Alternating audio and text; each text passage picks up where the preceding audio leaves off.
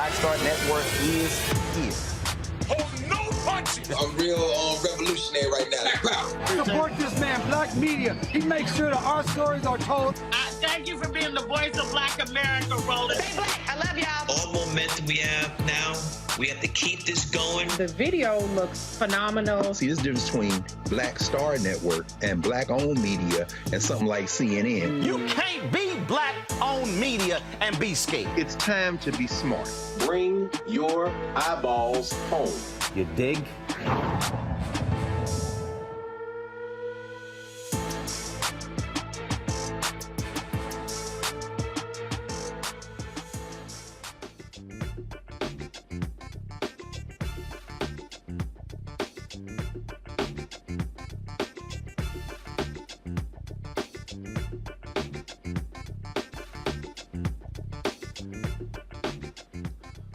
Today is Tuesday, September 20th, 2022. Roland Martin Unfiltered, broadcasting live on the Black Star Network here in Los Angeles. On today's show, Vice President Kamala Harris, she's in South Carolina giving the convocation at South Carolina State. We'll show you what took place there. And also, you know, folks were showing out.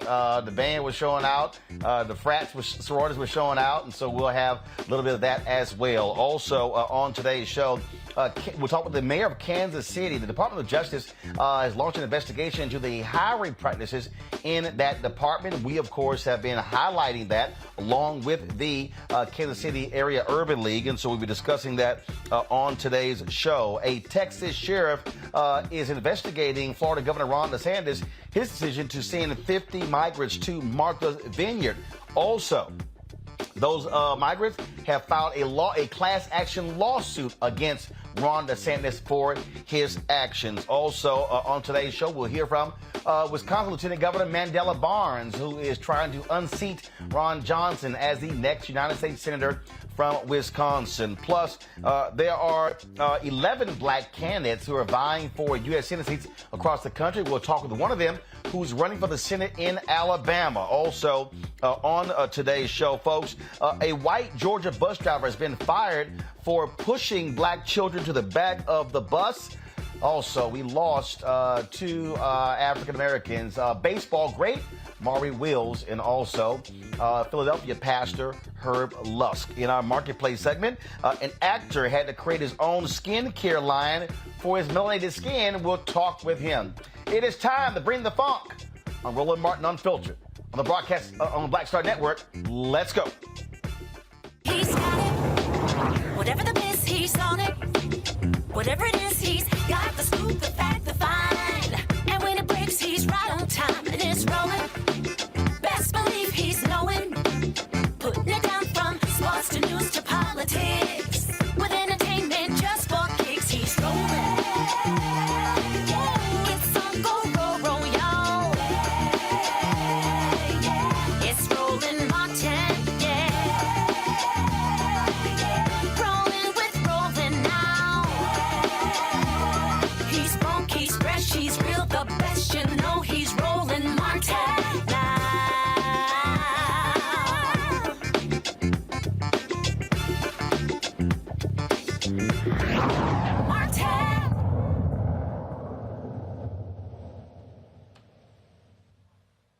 Vice President Kamala Harris was in South Carolina today speaking at South Carolina State for their convocation. Folks there were excited to see the first black vice president. And here is some of what she had to say.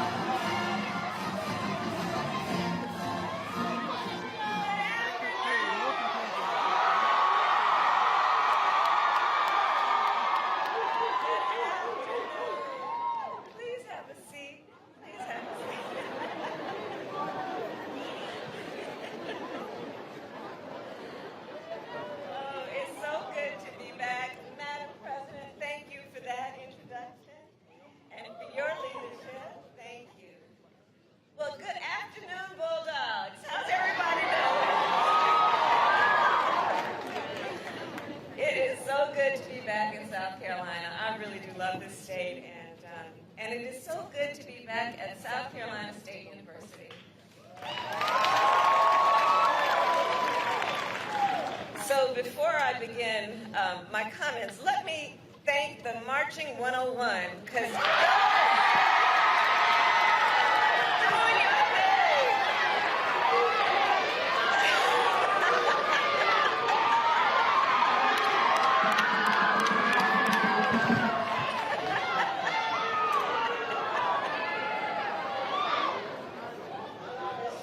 they do not disappoint. So today, of course, we are also joined by Secretary Cardona, who is one of the champions of our nation's students. Secretary Cardona, I thank you for your leadership and your work.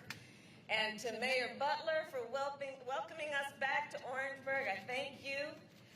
To President Conyers, always, for your leadership and for welcoming us to campus. Students, it is an honor to join you at a convocation. And to all of the freshmen, can I see, where are the freshmen? So to the freshmen here today, I will say to you specifically for a moment, and to all of the freshmen, can I see, where All right, folks, so we're going to do this here. We're going to switch some audio. So that was a pool feed of Vice President Kamala Harris. That audio is horrible. And so, folks in the control room, let me know when we have the White House feed that was up on their YouTube channel ready to play. Much better audio. You can hear her, far more clarity. And so I want to get out of that. I don't want to play that because the audio is just not good for me. And so let me know, y'all, when y'all have the video ready again. And so the White House YouTube channel, they did, of course, broadcast her speech, much better audio feed. And so we want to play that for you so you can actually hear with better clarity. All right, so go ahead and play it now. Carolina, I really do love this state, and it is so good to be back at South Carolina State University.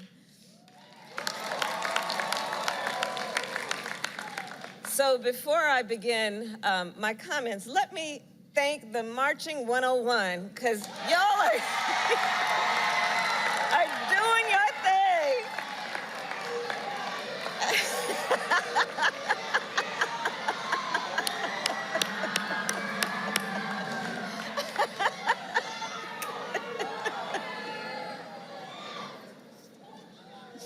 They do not disappoint. So today, of course, we are also joined by Secretary Cardona, who is one of the champions of our nation's students. Secretary Cardona, I thank you for your leadership and your work. And to Mayor Butler for welcoming us back to Orangeburg, I thank you. To President Conyers, always, for your leadership and for welcoming us to campus. Students, it is an honor to join you at convocation. And to all of the freshmen, can I see, where are the freshmen? So to the freshmen here today, I will say to you specifically for a moment, this is the beginning of a great journey for you. It's a great journey. For the next 4 years, you are going to have an experience that will shape the rest of your life. The lessons that you will learn here at SC State, both inside and outside the classroom, will guide you for years to come. And of course, during your time here, you'll face challenges. And through those challenges, you will learn that you are strong enough, resilient enough, and brave enough to overcome any obstacle. And you know, joining you this afternoon, it takes me back to when I was 17 and flew from California to Washington, D.C. to start my first year at Howard University. And I will always remember walking into freshman orientation to a room very much like this one, and very much like this one. The seats were packed with students and faculty and alumni who, just like for you, all look like us. And it was exhilarating. I don't think at the time I understood how special that moment was, where you were surrounded and you are surrounded by people from different places and different backgrounds who are joined together in community, where you are surrounded by people who I promise you, some will ask you to be in their wedding, others will ask you to be godparent to their child. Some of them will ask you, please do come to my inauguration. You are, students, united by the pursuit of excellence. And I remember back in that day, what I believe you must be feeling today, which is to feel the possibility of great opportunity, to feel the vigorous welcome that you are being given for you to lead. So to all the students here today, I say, there is no limit to your capacity for greatness. There is no obstacle that you cannot overcome.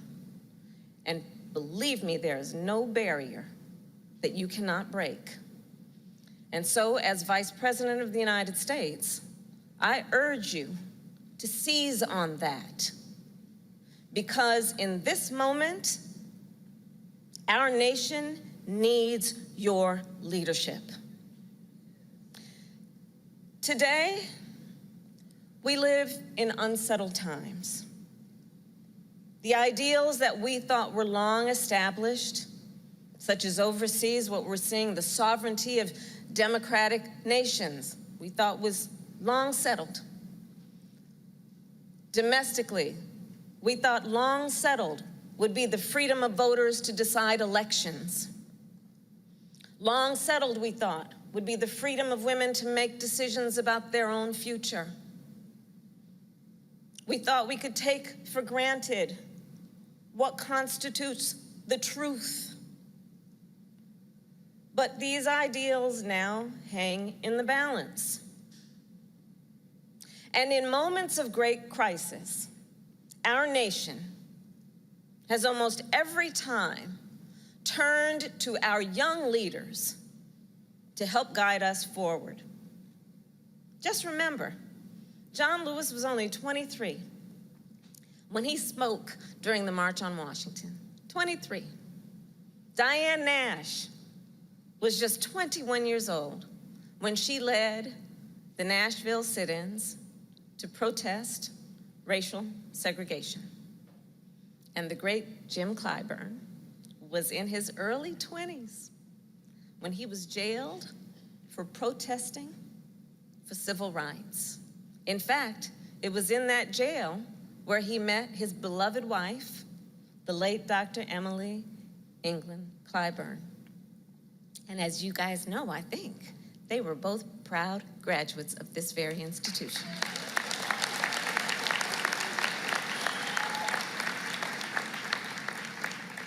So that to say, students, we turn to you once again. Your nation turns to you. Because to move America forward, we need you. We need your passion, your purpose, and your excellence. We need your leadership for so many reasons and on so many issues. We need your leadership to help grow our economy. We need your leadership to protect our planet, to drive innovation, and to fight for equity and justice. We need your leadership to build on an economy that works for everyone. Far too many people on that point, and far too many communities in our country are being left behind.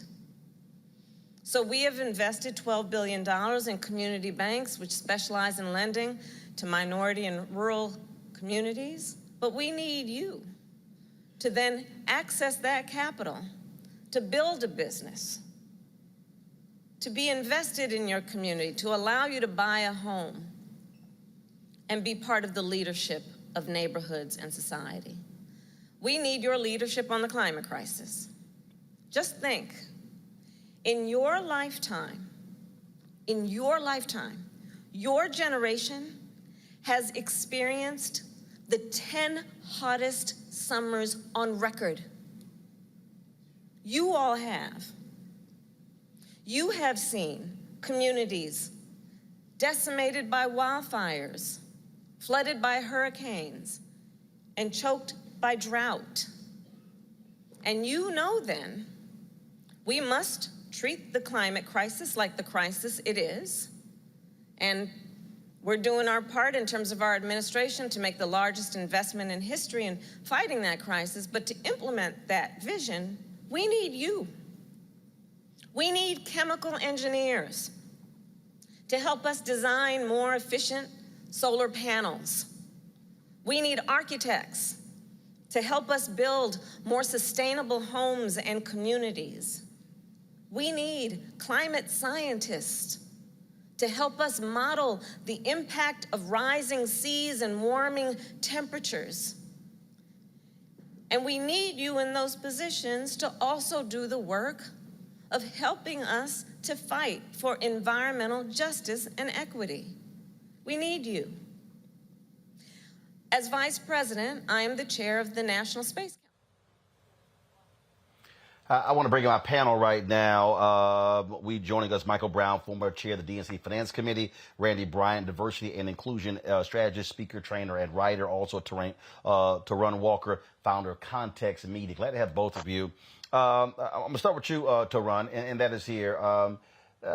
Somebody watching may say, I don't understand why Vice President Kamala Harris is bringing up climate. Well, first of all, South Carolina is impacted by hurricanes on the Atlantic coast. We're talking about flooding as well. This is one of the critical issues in this election. And for the generation she is speaking to, this is one of those top concerns. And I do think it's important for the vice president to be going to HBCU campuses, laying out the things that this administration has done when it comes to a lot of positive developments, and explain to folks how African Americans are benefiting from these bills that are being passed and signed into law. You know, to be honest with you, I feel like some of this is a case of better late than never, because this is something that I've said that the Democratic Party and Vice President Harris and President Biden have been needed to do almost since they were sworn in. There is a lot of disconnect between what actual policy is being done and what people on the ground and people who are concerned voters are getting as far as information.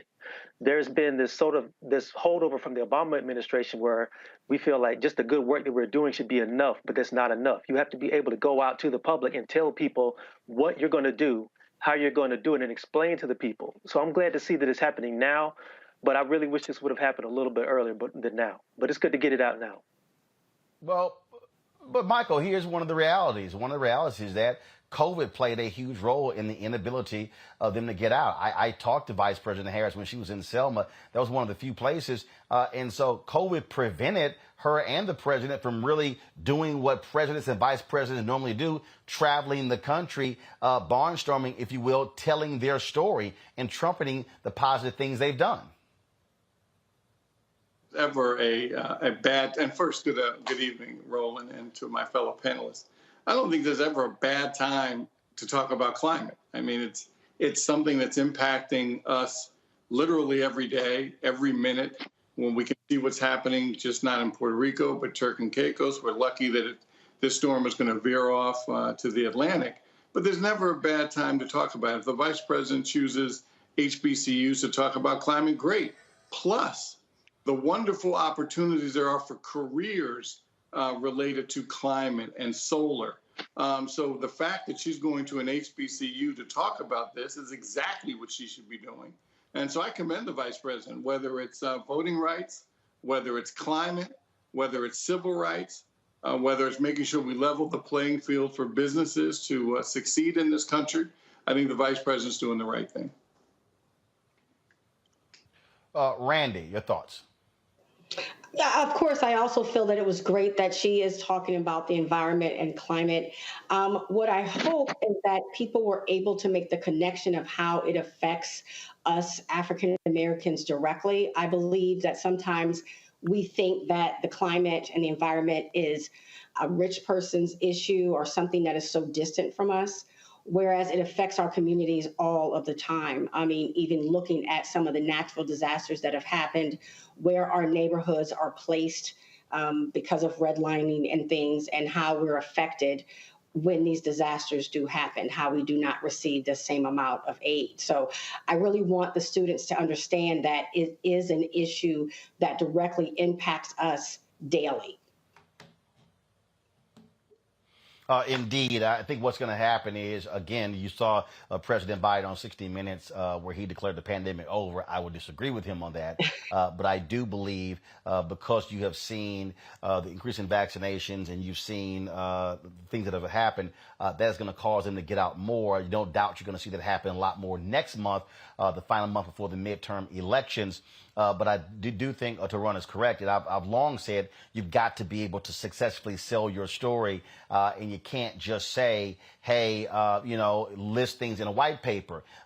We ran an ad last week by Congressman Eric Swalwell that I thought was excellent. You have to have more of that. The Lincoln Project actually put out one. I'm going to play that a little bit later. That explains things that they have done. And that was the I don't understand why Democrats can't hire messengers like the Lincoln Project to actually show people and explain to people the things that they've actually done. So we're going to actually talk about that. And one of the things that this administration has not done a good job of is talk about the great things in its Department of Justice. We're going to take a break. Coming up next, we're going to talk about the Department of Justice Civil Rights Division launching an investigation into the Kansas City, Missouri Police Department over hiring practices dealing with the issue of race. We'll talk with the mayor of Kansas City as well when we come back. You're watching Roland Martin Unfiltered on the Black Star Network. Don't forget, download the Black Star Network app, available on all platforms: Apple phone, Android phone, Apple TV, Android TV, Roku, Amazon Fire TV, Xbox One, Samsung Smart TV, and of course,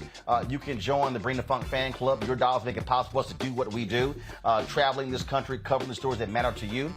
Check in money orders. Go to P.O. Box 57196, Washington, D.C. 20037-0196. Cash App, $RM Unfiltered. PayPal is R Martin Unfiltered. Venmo is RM Unfiltered. Zelle is Roland at RolandSMartin.com. Roland at RolandMartinUnfiltered.com. We'll be right back. When we invest in ourselves, our glow, our vision, our vibe, we all shine. Together, we are black beyond measure. Hatred on the streets, a horrific scene, a white nationalist rally that descended into deadly violence. White people are losing their damn minds. As an angry pro-Trump mob storms the U.S. Capitol, we're about to see the rise of what I call white minority resistance. We have seen white folks in this country who simply cannot tolerate black folks voting. I think what we're seeing is the inevitable result of violent denial. This is part of American history. Every time that people of color have made progress, whether real or symbolic, there has been what Carol Anderson at Emory University calls white rage as a backlash. This is the rise of the Proud Boys and the Boogaloo Boys. America, there's going to be more of this. Here's all the Proud Boys, guys. This country is getting increasingly racist in its behaviors and its attitudes because of the fear of white people. The fear that they're taking our jobs, they're taking our resources, they're taking our women. This is white fear.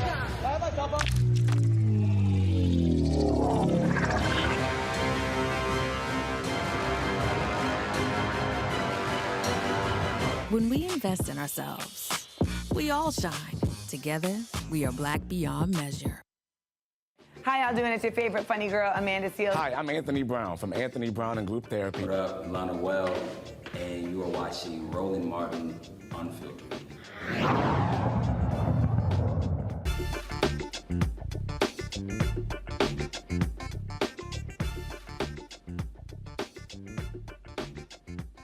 Welcome back to Roland Martin Unfiltered, broadcasting live from Los Angeles. The Civil Rights Division of the Department of Justice announced yesterday that they had notified the Kansas City, Missouri that they were launching an investigation into its employment practices. The department has been named in several lawsuits alleging discrimination. In August, a Kansas City police detective sued the department, claiming he was punished for reporting another officer's illegal search. In April, a KCPD sergeant sued over alleged racial profiling during a traffic stop. Later that month, 2 black female police officers sued the department alleging discrimination, retaliation, and a hostile work environment. In November 2020, 3 black female detectives sued the police department, claiming they were discriminated against during an investigation into the Crimes Against Children unit. Joining us now is the mayor of Kansas City, Missouri, Quentin D. Lucas. Mayor Lucas, glad to have you here on Roland Martin Unfiltered. First and foremost, how do you respond to this DOJ investigation into your city's police department and its hiring practices? So a few different things. I mean, first of all, and I know you've been out here, thank you for covering this story. This is the biggest problem with having a state-appointed police board. Kansas City is different than a lot of other cities, where the mayor typically would be the one who's appointing a police commissioner or a police chief.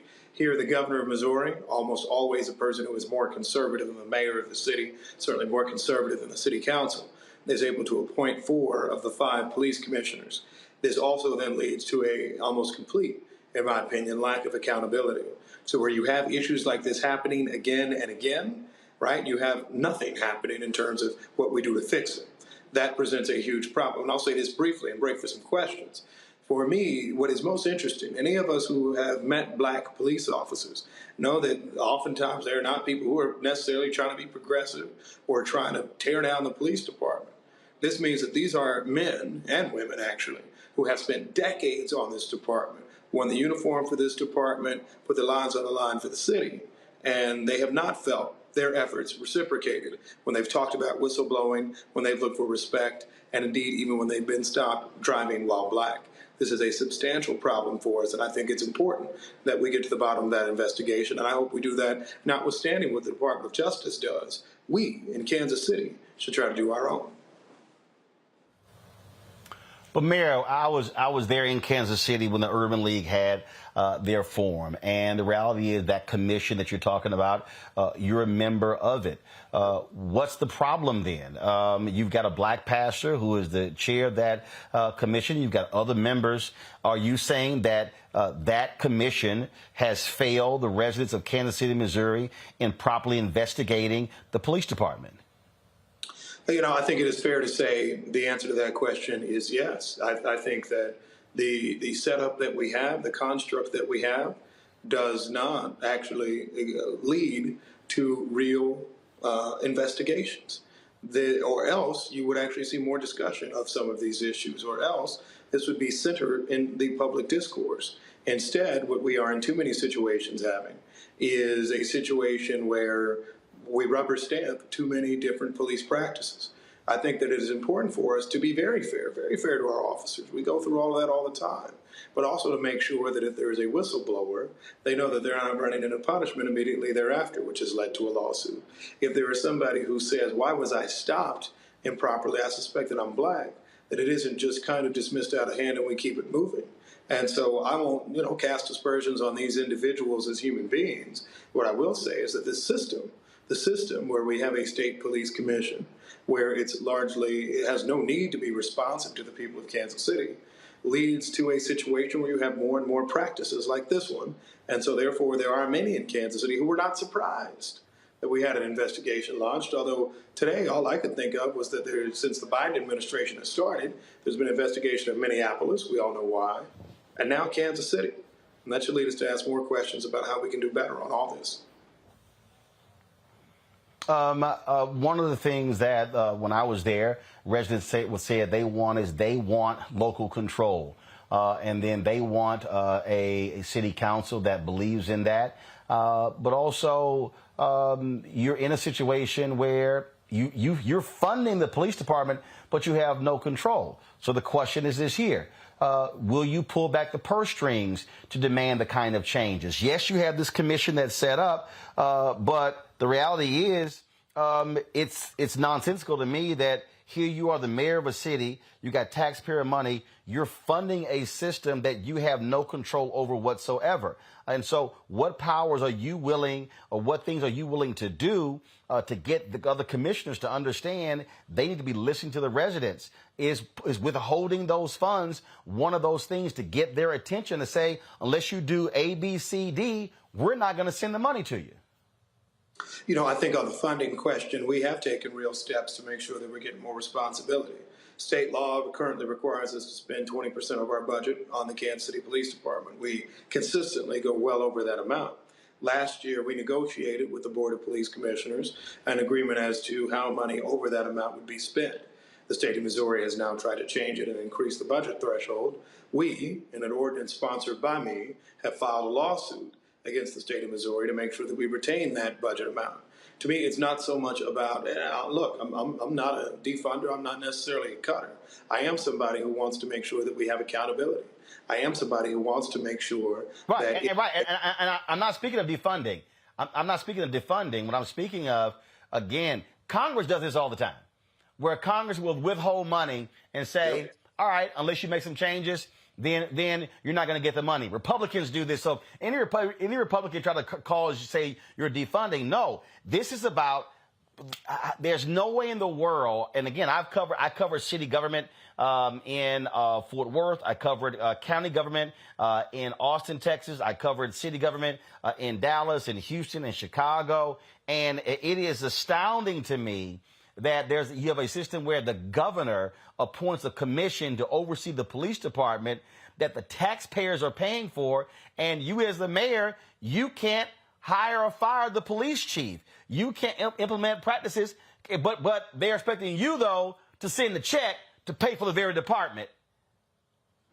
I mean, yes, you're not getting a fight back from me in terms of the fact that it's wild.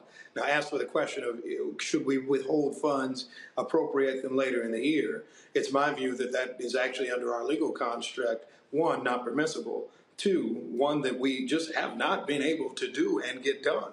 And so I think that what we are trying to do, because we have a separate court order that says that whatever money the budget is at the beginning of the year is frozen for the rest of the year, good or bad in the position of the police department. We are trying to make sure we extract more agreement up front and in advance. This is why actually I think that many have seen the Department of Justice investigation as something that is, at the very least, somewhat helpful, in the sense that there are questions that can be asked. There is an ability for later enforcement of certain types of actions, and more than anything, that the people of Kansas City are hearing an outcome from any number of these issues that have festered for years and years. I think we are seeing steps in certain directions. The president of the Urban League has filed a lawsuit against the Board of Police Commissioners. The city of Kansas City has filed a lawsuit against the Attorney General of this state and the Board of Police Commissioners. So I don't think it's an abdication necessarily of responsibility. It's just saying that we view that through the courts, through the justice system, not unlike you see in policing and criminal justice every day, you will get us to a step where there can be more justice, where there can be actually more accountability. So there's something that makes sure that black officers, black people in the community broadly, can say that we can trust our police department. Right now, I think you have a number of people, and you've talked to them before, who have questions as to whether they can or not. Just a couple more questions for you, and that is, have your other commission members said a word about this DOJ investigation? No. Do they care enough to talk to the public? Are you serious? I'm serious. No one else has said a word publicly. I mean, look, I'm reading the media every day. I see everything that's happening on social media and all of that. The other commissioners have not said a word about this, and this is not out of the ordinary. The usual process, and you know this because you've been covering the news forever. You put your head down, and nobody pushes back at you 2-3 days later. You think the issue's just going to go away, and I think that's what we've been seeing too long. I'm just, first of all, for people who don't know, how many members of this commission? Yeah, we got 5 members of the commission. I'm one of the commissioners. I'm the only one not appointed by the governor of the state of Missouri. So the other 4 are appointed by the governor of Missouri? Yes. To the folks in the control room, I want you to go to their website. I want you to pull up the pictures. The people need to see who they are. And what I mean, this is what just disturbs me. I mean, here you have this pastor of who's the chair of the commission, correct? And even when the Kansas City newspaper did that investigation that was just stunning, they're quiet. I mean, it is as if these individuals we're showing right now are thumbing their nose at, frankly, your constituents by saying, we aren't accountable to you. We don't have to answer to you. We have an audience of one, and that's the governor. I think it is fair to say that right now, yeah, the way that this is set up, and I know they didn't set up the system, but it's the way it's set up is you don't have to speak back to the public. You don't have to speak. There's this view of independence from politics, but, you know, to me, independence from politics means also independence from accountability. The way that y'all can call on me and Brother Martin, I know there are things that you and I disagree on. There are things certainly that the Urban League and I disagree on, but y'all can take me to account. I have to come and answer your questions. You have a chance to vote on me for those who live in Kansas City. The current system we have in policing in Kansas City, the most expensive budget line item, and obviously one of the most important issues, is that you don't get to say anything or do anything. We just hope for the best. And to me, that is incredibly troubling. And importantly, it's not just troubling to wild-eyed activists. It's not just troubling to advocates. It's troubling now to officers, people who have spent decades in the Kansas City Police Department. I think that's why these questions are being asked. Absolutely. And I've never seen this level of stonewalling before. These are actually public servants, again, appointed by the governor. Speaking of that, have you heard from the governor about this DOJ investigation? When was the last time you conveyed to the governor that, frankly, this is unfair, how this is set up in Kansas City, and where the residents pretty much don't get to say how their police department is run? Does he care? You know what? We have conveyed that. I don't think anybody, I don't think anybody cares necessarily. I think that in the politics of today, they just say, hey, we back the blue. We're not going to listen to any of the people, including, oddly enough, the blue. And they're going to keep it moving.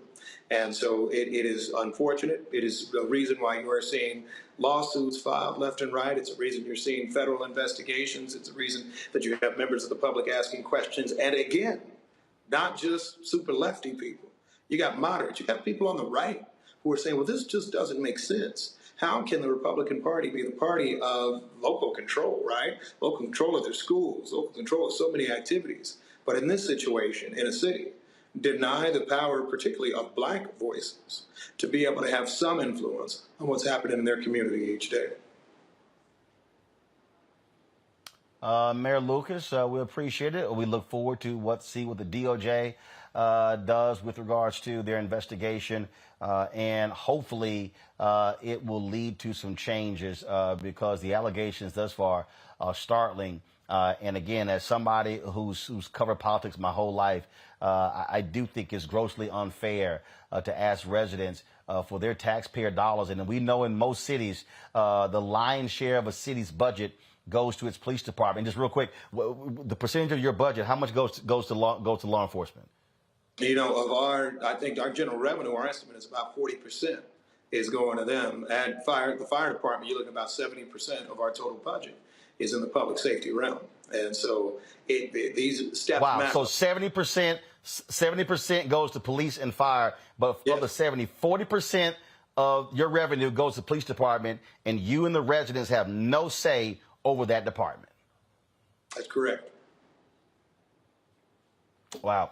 Mayor Lucas, we appreciate it. Thanks a bunch. Thanks so much.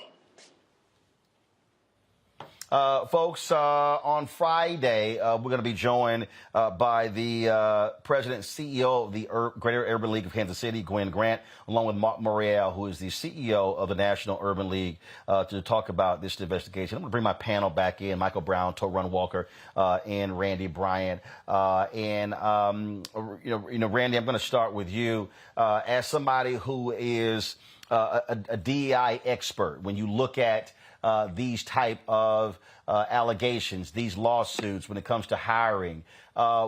Again, what's crazy is people have been complaining for the longest, but the way this thing is set up, again, these 5 commissioners, and really you heard the mayor, so really 4 of the 5 appointed by the governor, they're the ones who have the authority to deal with it.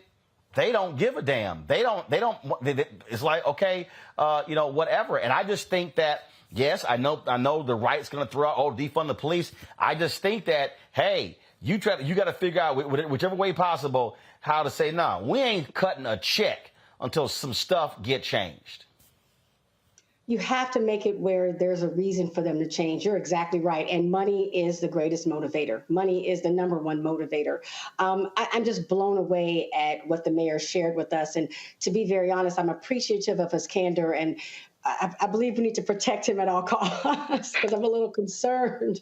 As he shared, he really basically said it's a system that is set up to fail and take advantage of the residents of Kansas City. And when you're talking about unfair hiring, unfair promotion, all of these DEI issues, and you have in charge the exact people that need to change, the exact people that you're investigating, there's no way that people can win, that people can come out victorious. So you do need an outside entity like the DOJ to come in and say, absolutely not, these practices cannot continue. So I'm really happy to see them there. It is something, Michael, and you've got Democrats all across the country right now. They're even looking at passing a bill in Congress that would give more billions to law enforcement. Democrats are running scared out of fear of Republicans calling them soft on crime. But here's the reality. You can't show me how throwing more billions and billions of dollars somehow is going to fix the problem. And what people are concerned about is here we are using more taxpayer money given on the federal government and give it to law enforcement. And we keep hearing about training and things along those lines. And then cases like this here. In fact, the day after we were in Kansas City, it was funny. I was flying back. The mayor was on my flight, and he was coming to D.C. to participate in a news conference at the White House over the issue of law enforcement and funding. And so the knee-jerk reaction is always give the police department more, and they use it as a battering ram against people. But I'm sorry, you cannot get more money until you fix your damn problems right now. Well, Roland, as you know, I'm a former elected official here in D.C., and it's interesting to me to hear how tough the mayor has it in Kansas City. I thought we had it tough with the rules that the federal government has. My goodness. I mean, I can't even imagine. I mean, D.C., we run our own police department. The mayor appoints the chief. He has to get confirmed by the council. But I think one of the reasons to your question why elected officials run scared is obviously no one wants to be perceived as soft on crime. And obviously the Republicans try to put the whole defund the police on us as Democrats a while ago. It hasn't really caught, but people are still concerned that they don't want to be anywhere linked to any kind of defunding the police or law enforcement, because now obviously the messaging is changing a little bit, where we see how the right doesn't seem to care much about law enforcement, considering what happened on January 6th. And now they're talking about defund the FBI or defund the Justice Department. So they're having their own messaging problems. But I understand what you're saying. It is very difficult for elected officials in cities, especially now that crime has gone up a little bit in cities and frankly across the country, period. But elected officials, it's tough to go into town hall meetings and not be strong on crime.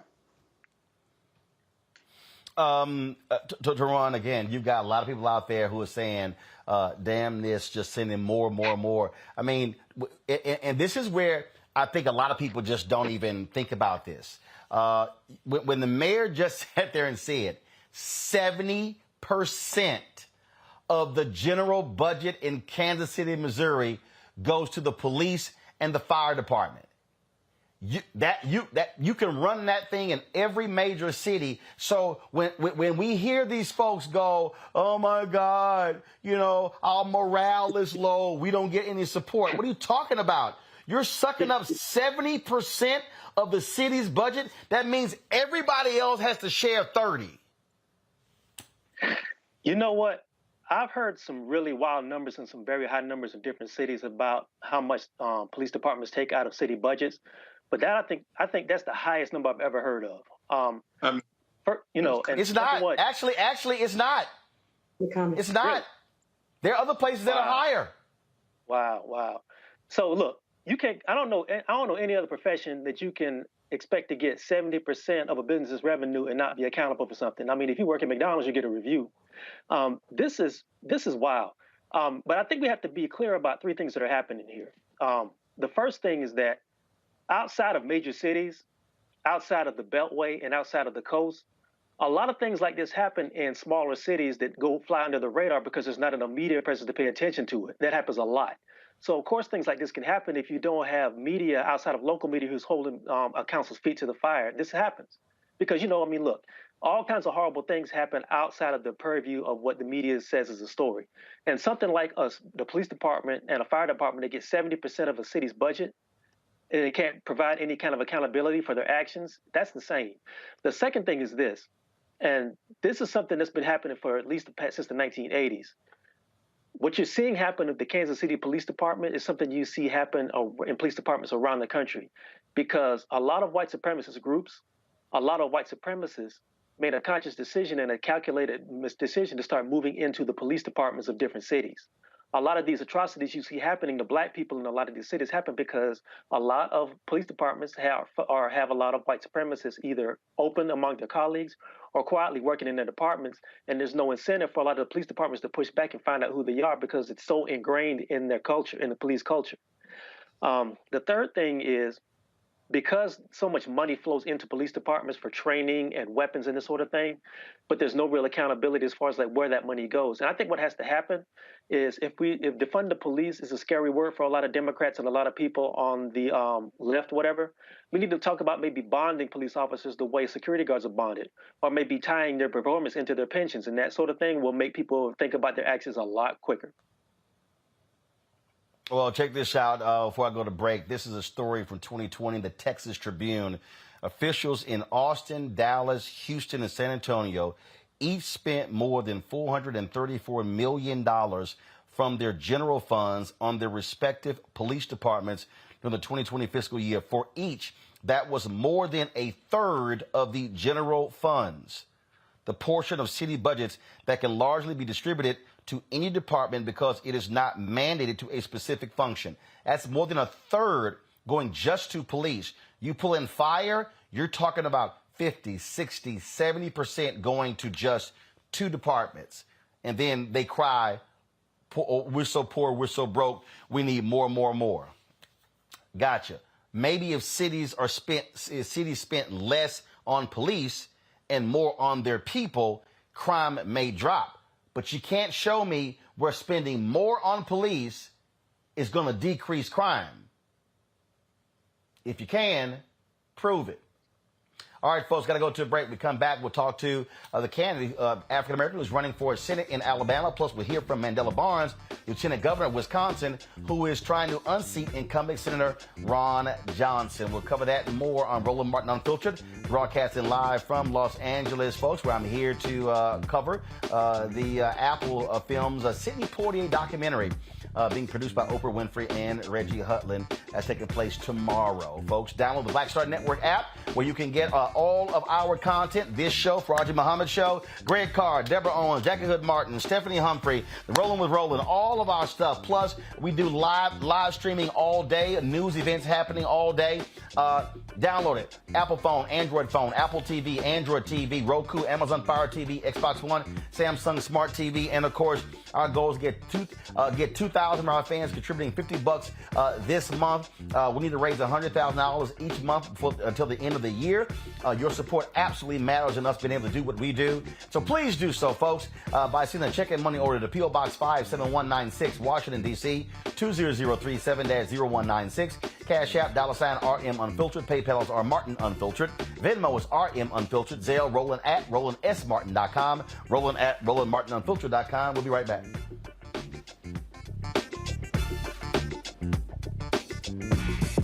invest in ourselves, we're investing in what's next for all of us. Growing, creating, making moves that move us all forward. Together, we are Black beyond measure. Don't you think it's time to get wealthy? I'm Deborah Owens, America's Wealth Coach, and my new show on the Black Star Network focuses on the things your financial advisor or bank isn't telling you. So watch Get Wealthy on the Black Star Network.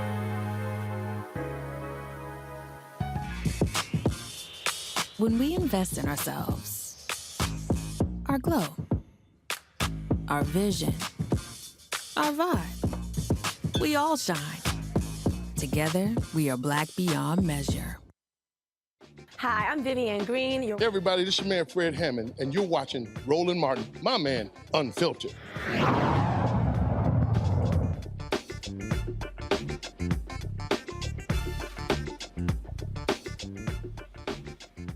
All right, folks, we've talked to a number of African Americans running for the United States Senate in the country, but did you realize there's someone who's Black running for U.S. Senate in Alabama? Meet Dr. Will Boyd, won the Democratic nomination there and is trying to unseat an incumbent there. This is always, folks, a difficult task. We're talking about Alabama of all places, very difficult.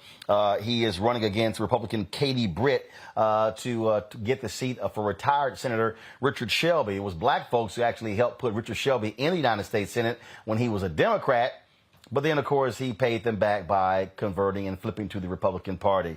Dr. Boyd, glad you are joining us from Birmingham. So first and foremost, look, we're talking about Alabama, uphill battle. You know, how are you trying to convey in that state that you're the best choice when this is the same folk who elected Tommy Tuberville in the last election, who is truly one of the dumbest people ever to be a United States Senator? Well, enthusiasm is very high right now, Roland, and what I've been telling everyone that I meet is that enthusiasm is about 78% for Democrats right now. Obviously, when we see high numbers like that, we can see great changes even in states like Alabama. We're seeing right now where enthusiasm is higher than it was for President Biden in 2020 and even higher than it was for President Obama at his election in 2008. So right now, we're going to see great gains. Now, the overturning of Roe v. Wade has really pushed some people to get out. We've seen where there's been about a 3% increase in women voters alone since the Roe v. Wade or even the Dobbs decision. We've seen where people are upset because obviously veterans were kind of tossed around a little bit as we were dealing earlier with certain acts that were laws that were being pushed through, whether or not it was going to go or not. And then we see where a number of people are just feeling like they're left behind and their voices are not being heard. So I'm telling everyone everywhere I go that I want to be their voice. So even though maybe the media hasn't been paying a whole lot of attention to this race, this is a historical race. It's an open seat. And by the numbers, Democrats can win this. This is really a blue state, Roland, but people see it as a red state because we have a lot who didn't turn out. When I ran for Lieutenant Governor in 2018, there were 337,000 African Americans who did not get out to vote. There are about 324,000 who are batting 0 for 3 in the last elections. And there are about 150,000 who have not even shown up for an off-year election or a gubernatorial election like this one. They've only showed up in some cases for presidential. So by the numbers, people that we've targeted, all the issue-based strategies that we've pushed in this great state, we're going to see a record-breaking number of people show up on November 8th, and I'm going to be elected the first African-American United States Senator for the great state of Alabama. But you say they haven't showed up. How are you going to get them to show up? I can tell you, when I talk to folks in Alabama, folks kind of like, man, look, we ain't got no shot. Can't no Democrat win here. This is a red state. You say it's a blue state. How? Where? I mean, well, you've had Republican governors, you've had Republican senators, you've got, so where are these Democrats in Alabama? A number of them just didn't show up to vote. Some roll and feel like they've lost hope. But actually, I'm in the studio right now, just came off the air with someone you know very well, Chris Coleman, on his show, obviously, the Think Tank B94.9. But one of the things we've been doing every week is going on radio, talking to people about what's at stake, talking about the fact that the economy is at stake, healthcare is at stake, education, environment, women's rights. When we roll these issues off, when we go in with an issues-based campaign, when we tell people who did not vote in the past and how we can actually turn them out by getting them to the polls, they're getting excited. They're getting charged up. So we are using Vote Builder. We're using L2. We're using a number of different tools, and even teams from different states have come in and are helping us hit the ground with a ground game that's never been seen in Alabama before. One of the things that should be happening in Alabama, there should be a second black congressional seat, but the courts held that up. One of the things you talked about, those African Americans who were not registered. So, what resources are going on the ground? How much time are you spending in rural Alabama trying to convince those folks that, yes, if you just pull that lever, just punch that ballot, trust me, your vote does matter. It does count. Well, I spent a lot of time in the Black Belt. As a matter of fact, the show that we did just a few moments ago, we were live, obviously. We talked about the amendments that are on the ballot, 10 plus one other amendment that is there that's dealing with our 1901 Constitution being rid of actually racist language, believe it or not. But actually, one of the things that we've been doing is talking about the issues you just mentioned. When I enter a Black Belt area or an area where there's a congressional district that has a great group of African Americans, one of the things I'm explaining is that our voice has been diminished. When you talk about the redrawing or the gerrymandering of congressional district lines to where the African American voice has been diminished from 29% down to 14%, and this was allowed by not only the local courts, so to speak, but the Supreme Court of the United States, something is wrong here. So we have obviously issues that we're battling that will take a court obviously pushing forward and helping us in the long term. But what we can do right now is let people know again how their voices and their votes count. There are a lot of things that have been going on here that aren't right, but we are exposing people. We are showing people what the right strategies are, the right tactics are, and we're moving forward in a way that's exciting. So we've been pushing towards pastors of churches. I'm a bishop. I oversee many churches worldwide, thousands of churches worldwide. I'm a pastor of a 162-year-old church also, former professor and a dean. So I'm employing all of my different areas. I know you're an A Phi A man. I'm an Omega Psi Phi man. So we're working through Divine Nine and others. I'm sorry about that. I'm sorry about that. And I'm sure Michael Brown is happy because it's rare you get Omegas doing some good stuff. So Michael Brown is probably smiling because he knows when we talk, he knows I ain't lying. Michael, you're on mute. See, you don't know how to run your laptop. See, Michael, you're on mute. Oh, you see how they treat the bros? I'm not. Anyway, maybe it was some technology issues. You didn't want the next governor of the state, next senator of the state of Alabama, for he and I to connect, and I think that's very unfair. Well, what? I mean, I'll help you out. I mean, we got an alpha as in the Senate, Raphael Warnock. But y'all go ahead and catch up. And remember, the first African American since Reconstruction was Republican Ed Brooke, also an alpha. Why do you always have to keep say it again? These names out? We can go name for name forever. We understand that.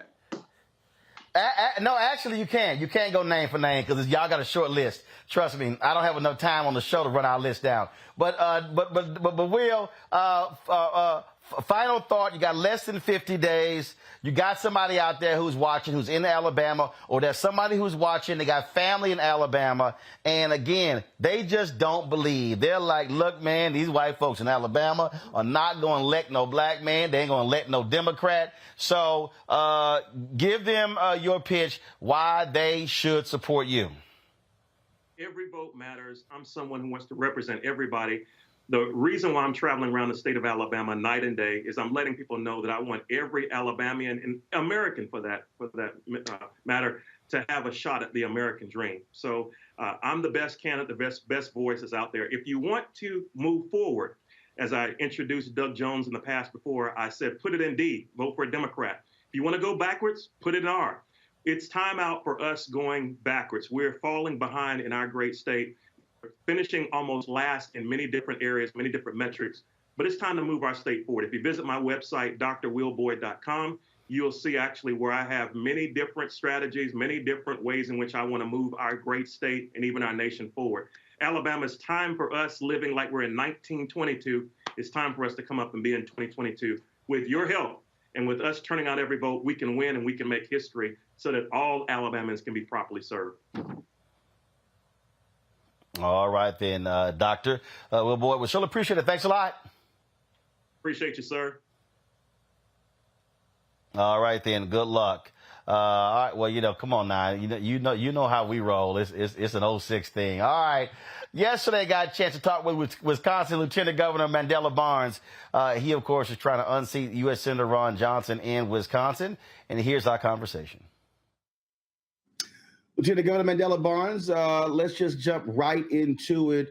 You are in a fierce battle for the United States Senate. And one of the things that jumps out is you're running against someone who I would dare say has become one of the most ardent MAGA disinformation leaders, sowing seeds of discontent on the election, yet privately caught on video saying it was a fair election, Trump lost. Well, this is a fierce battle for any number of reasons. And you mentioned a lot. And the fact is, he's out of touch with Wisconsin. He's turned his back on the people in the state. He's simply not there for us anymore. He hasn't been. But people are really starting to realize it with the statements that he makes when it comes to putting Social Security and Medicare on the chopping block, wanting to raise the retirement age, saying we have enough jobs when he was all too comfortable making excuses when 1,000 good paying union jobs here in Wisconsin are going to be headed to South Carolina because of his carelessness. And this is what we've been experiencing. So it's twofold. And that's the reason why we got to get rid of Ron Johnson. He's been a disaster for this state. He's been, problematic is one word for the rest of the country. You are in a state that's quite interesting. You have a Democratic governor, you're a Democrat, but you have Republicans in the legislature who've done all they could to stifle both of you in terms of being able to lead in that state. And so when it comes to, on the ground, and when it comes to really trying to connect with folks, I mean, this is going to be a ground war. Consultants want to spend lots of money on television ads, but it's really going to be getting those folks out. And so, how you've been focused on that, especially in Milwaukee, to drive up those black turnout numbers and other places as well. Well, I'll tell you, the only reason Republicans control the legislature is because of gerrymandering. Now, without it, they wouldn't have the control, the power they do now to try to stifle our agenda to support working class families in the state by rebuilding the middle class. And with that, turnout is absolutely going to be key. 4 years ago, we had historic turnout, the highest midterm turnout in the history of the state. And we have to do that again this year. But it won't happen just because, right? People need to know what we stand for, what we have been able to accomplish in spite of Republican-controlled legislature, but also how Ron Johnson went to the U.S. Senate, doubled his wealth, and is hell-bent on making everybody else's life harder. Again, think about the benefits people work their entire lives for. Ron Johnson is absolutely against it. When it comes to abortion, he supported legislation that will ban abortion even in cases of rape or incest. This person is not forced, does not truly reflect the values of the state of Wisconsin. And the more we hammer home the message about how awful Ron Johnson has been, and he will be even worse if he gets another 6 years, but also coupling that with the fact that there is a real plan to rebuild the middle class by bringing good paying manufacturing jobs to Wisconsin again. Ron Johnson voted against the CHIPS Act, which will go a long way to breathe new life into manufacturing, next generation manufacturing in Wisconsin. He stood against that. He's standing against opportunity every step of the way. But in spite of his insistence on doing the wrong thing, we have been doing the right thing. We're going to continue to do the right thing and make sure everybody has health care, make sure that women have access to the reproductive care that they need, and also doing everything we can to protect our democracy. I remind people that there were 4 cities that Donald Trump was targeting when he was claiming the election was stolen when it wasn't. Atlanta, Philadelphia, Detroit, and specifically Milwaukee. In fact, he paid for a partial recount in Wisconsin, specifically Milwaukee. Those are 4 black cities, if you will. And that's really what I keep telling people January 6th was all about. It was a response to how dare all these black folks come out and vote me out. Well, look, the problem is with them being so out of touch, for whatever reason, they want to act surprised that they didn't win the election in 2020. If you don't respond to the needs of the people, people aren't going to respond to you at the ballot box. And given the fact that the election was trying to overturn, cities like my hometown in Milwaukee were specifically targeted, just shows what's at stake right now. It shows exactly what's on the line. And in addition to that, too, Ron Johnson tried to send fake electors to Mike Pence, saying that his involvement only lasted a matter of seconds, literally trying to use a 5-second rule for election subversion. They will continue these sorts of attempts if Ron Johnson is reelected, if they get a majority in the U.S. Senate, or if we lose the House. So another issue of people's votes not being respected. Ron Johnson looked everybody in the eye and said, your vote doesn't count, your vote doesn't matter, and act surprised, when people show up and vote against them when they have completely been against the interests of hardworking people. I do want to get your thoughts on this. I was on Tiffany Cross's show on Saturday on MSNBC, and we talked about the Democrats' issue with black male voters. I've been saying, folks, for 10 years, you must speak directly to them. How are you doing that? These disaffected brothers who feel as if Democrats have failed them, Republicans are ignoring them, and they, in some cases, they're voting for Republican, but in many cases, they're just choosing not to vote at all. Hey, I tell you, I'm not here to make excuses for anybody when it comes to why folks feel disenchanted with politicians and politics, especially when it comes to Washington. It's a broken place. Look, I'm a black man from Milwaukee, so I level with people when I show up, and when I show up everywhere and have the real, honest conversation, because my experience is the very real Wisconsin experience, whether it's socially, economically, regardless, and having that experience, whether it's my granddad who worked at A.O. Smith for 35 years, essentially where not every, but if you talk to a black family in Milwaukee, there's an A.O. Smith connection, especially in the post-World War II era. Now, with that being said, the city has changed like many post-industrial cities across the Midwest, and people feel like they've been left with very few options. People feel like they've been left behind because that is the reality. People have been left behind. And I talk about how things were better and how I know that experience. And there is not a person running right now who has or who can share that experience. And also the tragedy, too. I've unfortunately, lost friends to gun violence, way too many, more than I care to count. Throughout the course of my life. Most happened in high school. And these are other instances that people have experienced, but haven't necessarily had elected leaders who share that experience and know what they're going through. I know what it's like to have been laid off from a job. I know what it's like to deal with economic insecurity, having to show up and qualify for every benefit program there absolutely was, and feeling like there weren't politicians. I also tell them that's exactly why I got involved. I tell folks that I'm not running for Senate because I think that things are going well. I'm running because we got to change things. Things need to be fixed, but they'll never be fixed as long as out-of-touch politicians like Ron Johnson are in office, especially when they go around selling wolf tickets to our community, telling people that they're going to do this and do that when they have no track record of doing such.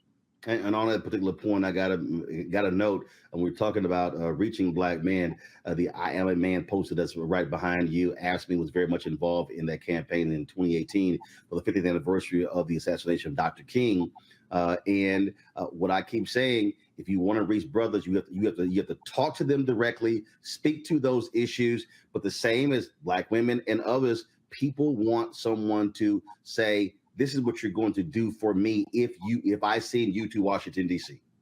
Yep, that's exactly it. You hit the nail right on the head. People got to know that you care. People don't care how much you know until they know how much you care. And that's why we show up and we have these conversations all over the place, even the tough ones. All right, then. Lieutenant Governor Mandela Barnes, always glad to have you on the show. Let's do it again next month as we get closer to the election, and hopefully we'll see you as the next United States Senator from the state of Wisconsin. I appreciate it, man. You take care. All right. Thanks a lot. All right. Mike, I want to start with you. I'm reading a story from the New York Times, where they're talking about how the race between Sherry Beasley and Ted Budd is tied in North Carolina, and Democrats are hopeful they can win that seat. You've got Barnes in Wisconsin, you got Demings in Florida, you've got Fetterman in Pennsylvania, you've got Booker in Kentucky, and so we can go on with a number of different races. But the thing that for me, and I'm looking at this thing, Warnock again, who's slightly behind in Georgia, and that is you have to maximize the black vote. You got no choice. And do you have the sense that national Democrats are flooding the zone with people, with voices, doing that? The sense that I've gotten, they're waiting to the last month like Democrats always do. Whereas you can't run that game plan anymore. You've got to be 3, 4, 6, 8, 9 months ahead, getting people ramped up, dissatisfaction with Biden, poll numbers, things along those lines. That old playbook of wait until October, that's not the smart playbook in 2022. Your thoughts? And I agree with you. And I think the party leadership with Chairman Harrison and clearly President Biden and Vice President Harris, I think have acknowledged that and said, let's not slip into the same old kind of patterns, which means it's not just the engagement, of course, is absolutely important, but you have to have resources for that engagement. And you have to have, you're right, you certainly need the GOTV money to get out the vote money come October and November. Bro, Mike, I literally just, hold on, Mike. I just saw a tweet. Right here. The Democrats brought in $15.5 million last month, bringing total to $107.8 million this year, more money than any other midterm year, and almost twice as much as was raised at this point in 2018. That's just the DNC. We're not talking about the DCCC, the DSCC, Democratic Governors Association, and also then we're talking about these PACs. The money's there. Bloomberg estimated $9 billion is going to be spent on this election. My issue is where in the hell are they spending the money? On TV or on the ground?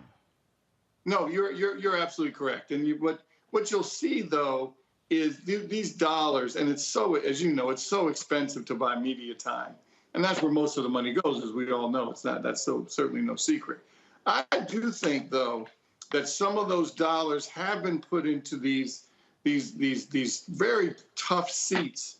I'm not talking about the ones that are naturally blue or even purple, but chances where we can flip a seat in red and try to keep the House. I know the House is going to be difficult, but holding on to the Senate stops the potential Speaker McCarthy folks, the Trumpers, from really moving an agenda forward. So what you see is, yes, putting some money in some of these House races that have a shot, white and black and Latino.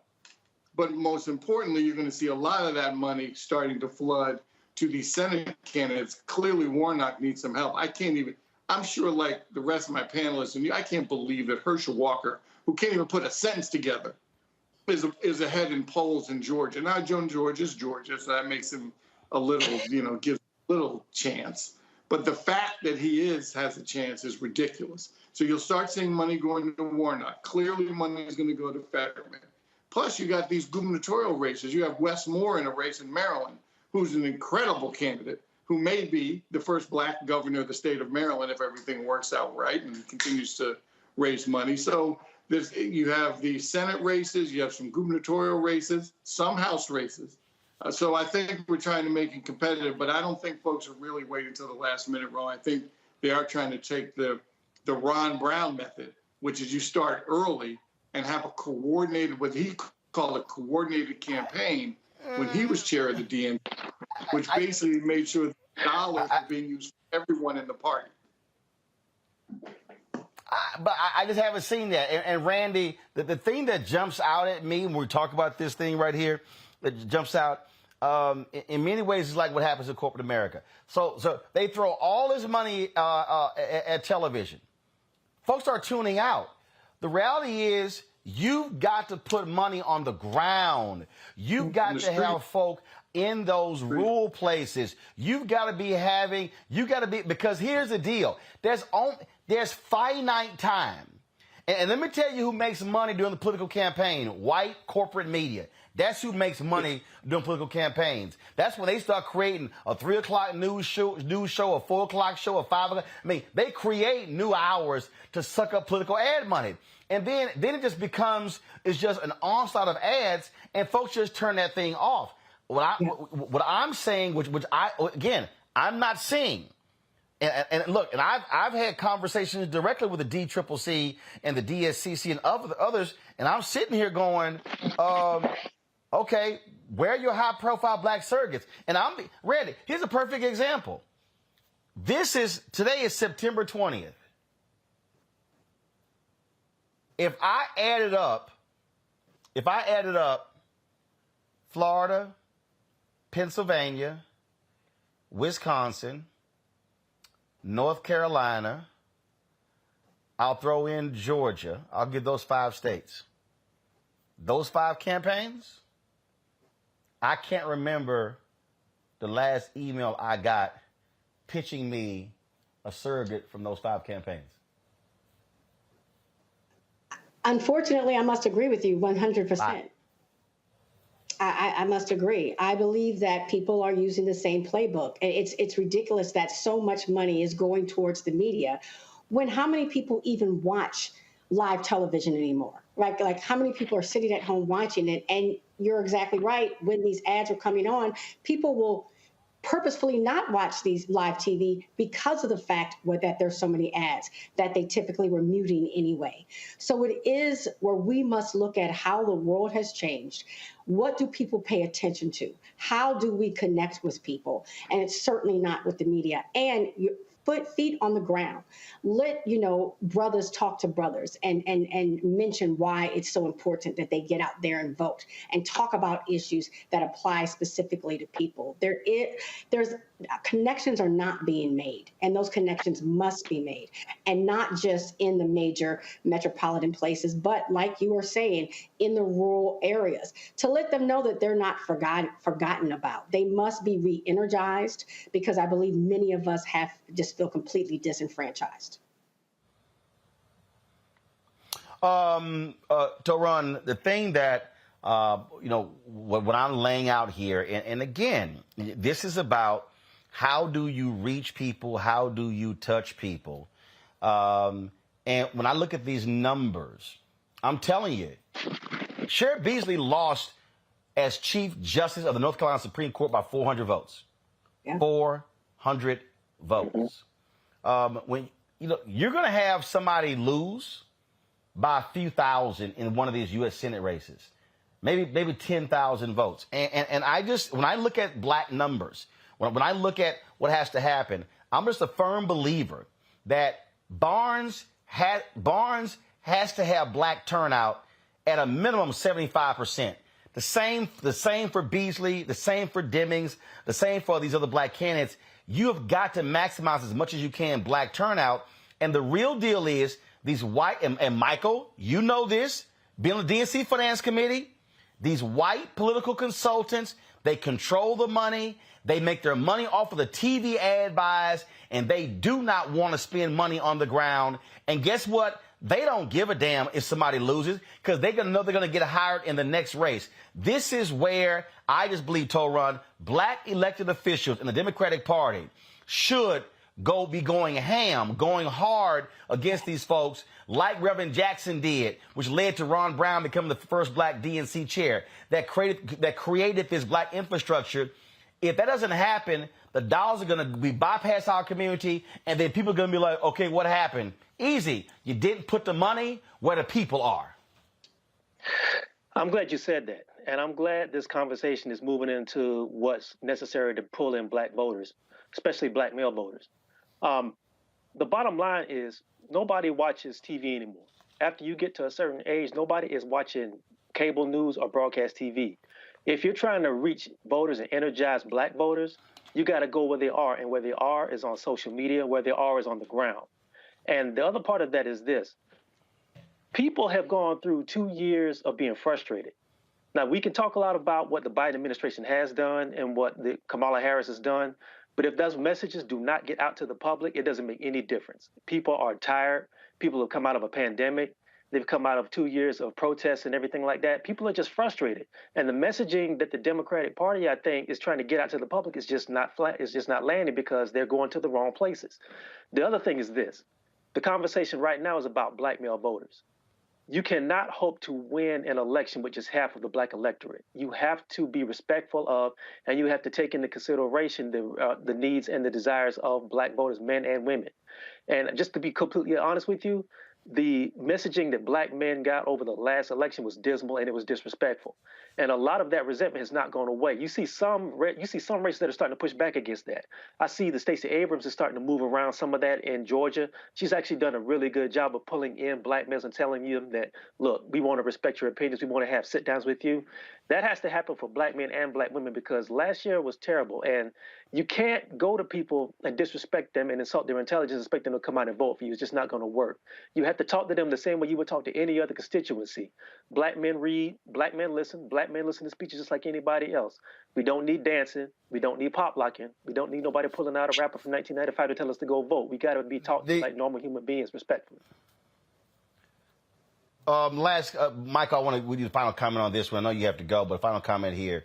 And this is the thing that jumps out at me. And I had somebody on Twitter who don't understand the game. Oh, Roland, you letting Jamie off the hook.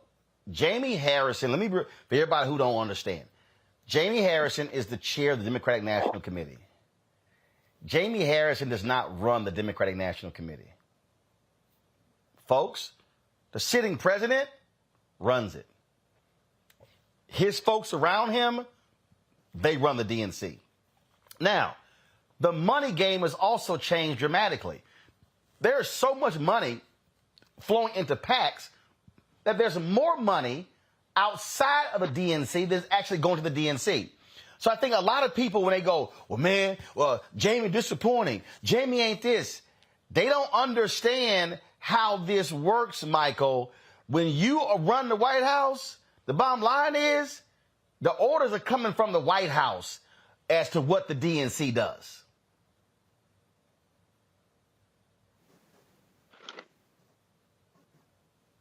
Michael, you on mute again. There you go. Sorry about that, but you're exactly correct. And I'm glad you gave a little political 101 on that because I think a lot of people wonder why doesn't he have more juice, so to speak? And you'd rather be chair of the party, frankly, like Ron Brown was, when you're not in power in the White House, because then you have all the control. You control the purse strings. You control the type of candidates that get selected around the country, and you control what happens with the presidential election. You control the transition. You control the inauguration. And so you're right. It has nothing to do related to Jamie Harrison or his leadership. He has to take, as you call it, orders from the White House or from whoever Biden has designated to be the conduit with the DNC. But now, having said that, with all the dollars and resources that are available to both top of the ballot candidates and down ballot candidates, he can have some say in how that money gets distributed within the DNC. Yes. Will the president have his folks he wants to take care of? Of course, relative to being consultants and pollsters.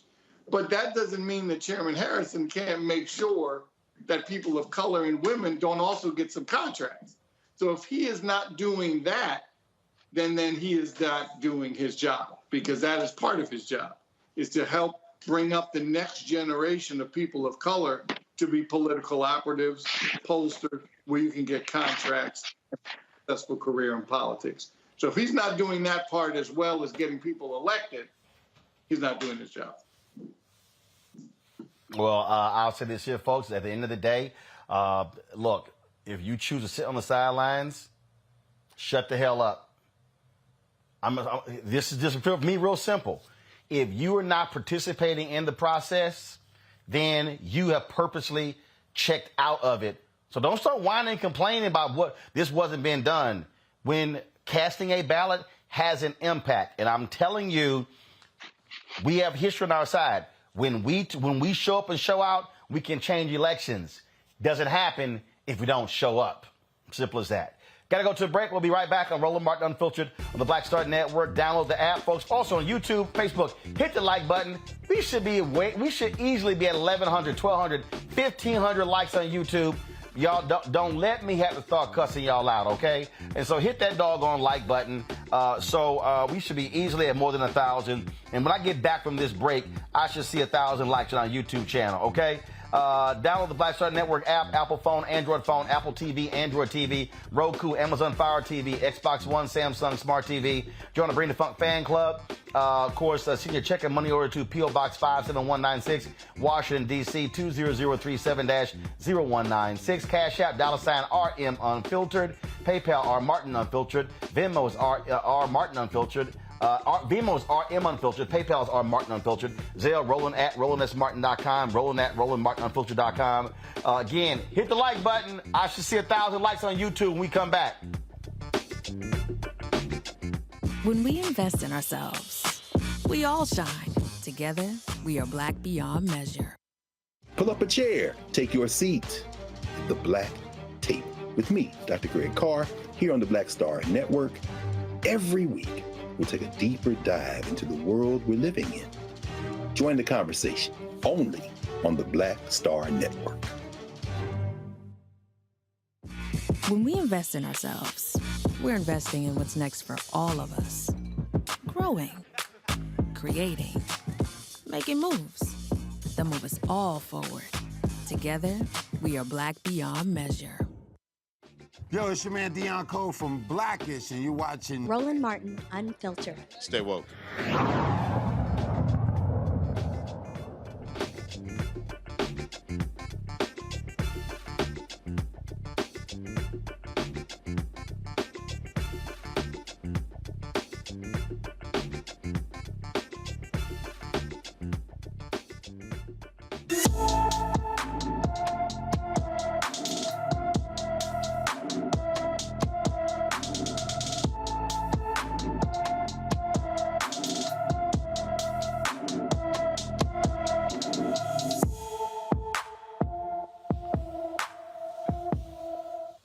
Rochelle Dearman from Tuscaloosa, Alabama, has been missing since March 12th. The 17-year-old is 5 feet 2 inches tall, weighs 160 pounds, with black hair and brown eyes. Anyone with information about Rochelle Dearman should call the Tuscaloosa, Alabama Police Department at 205-349-2121, 205-349-2121.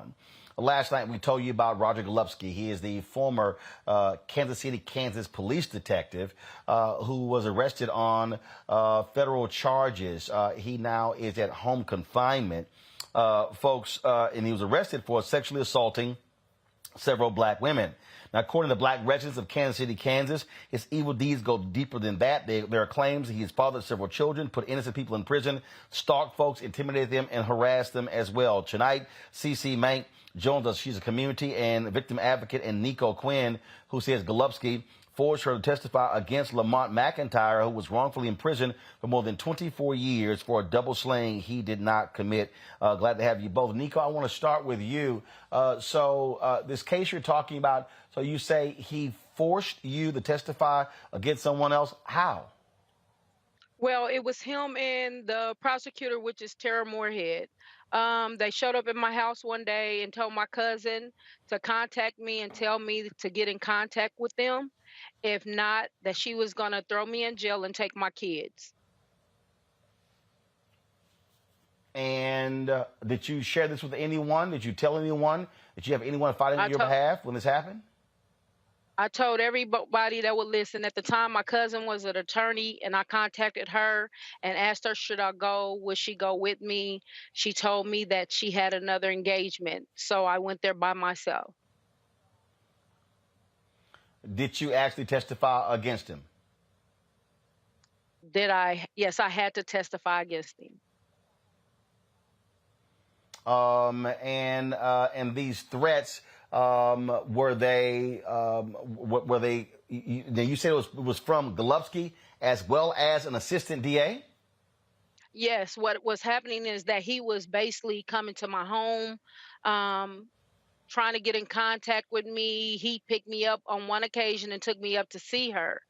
On this particular day, I went up there, he dropped me off, and I went in to see her. When I got there, I waited for about 45 minutes to go in her office. When I went into her office, she had on her desk the crime scene pictures of my cousins.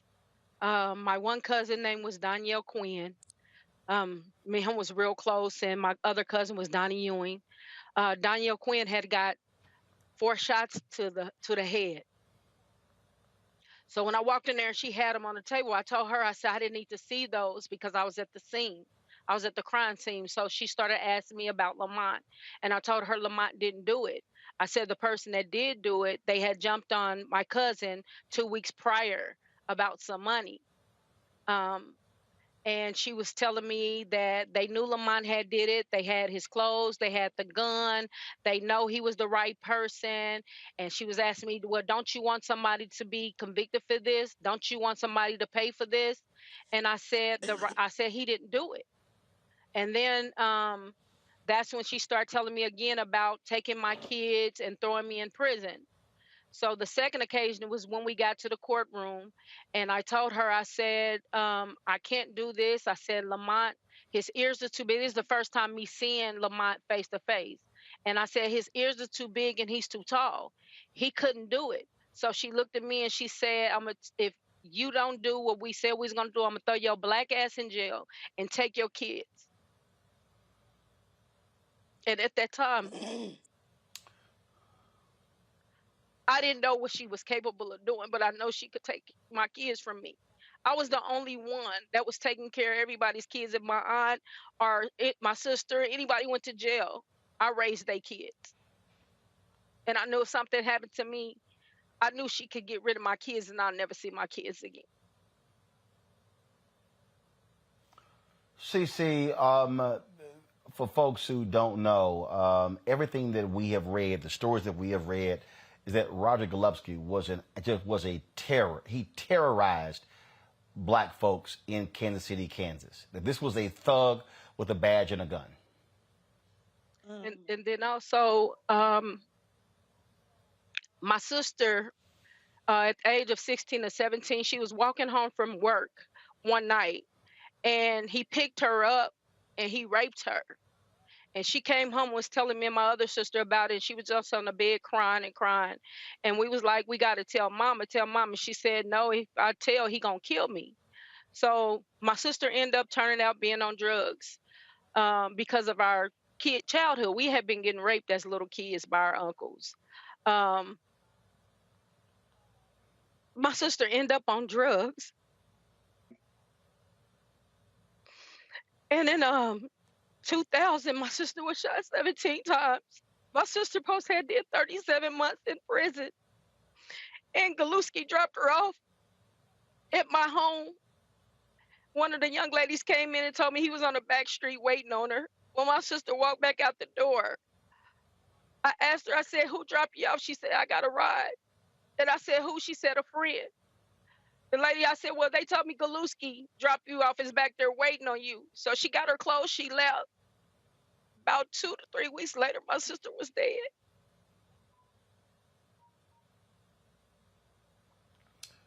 CC, the stories that we have heard, not just right now, but from others, is just beyond horrible about what this cop has done for years. Absolutely. Absolutely. I've heard more stories, and I simply just shared Rhonda Tribune's picture. But I have to put into context that Ms. Nico about the district attorney, or not the district attorney, the prosecutor, because Officer Golubski's partner, who Laura McDonald mentioned, went on to be the police chief. In 2019, there was an investigation where the news said that our city administrator, Doug Bach, made a handshake deal with this man to give him a free house that was out on our county lake, also with free utilities. They paid him to live there, also while paying him to be the police chief. all while he denied these allegations, even though witnesses said he was there sometimes. So it goes beyond these police officers. I also have to say U.S. Attorney McAllister said for this to go on for 30 years, he had to have help or willing ignorance. You know, they just willingly ignored all of these things or participated. Well, obviously, they totally ignored it because this went on for years, and finally he was arrested by the FBI last week. And you know, but do you believe that, Nico, in what you described, has the statute of limitations run out? Have the feds talked to you or family members with regards to your interaction with Roger Golubski? Well, not really. You know, the feds don't come out to talk to you. You have to come and talk to them. And when I told him my story, actually, like I stated, Golubski he stalked me from 1994 to probably about 2010. My last time seeing Golubski was maybe 2012. I pulled him over and asked him a question. Also, when they arrested him, do you know that was the first time I got some sleep? Because if anybody know, I will walk up out of a house, I would leave because I'm always thinking somebody after me. My children, I was staying with the person I talked to last night. My kids didn't graduate from school because I kept pulling them out of school because I was scared that something was going to happen. I was scared that they were going to take my kids once I started telling that Lamont wasn't the killer.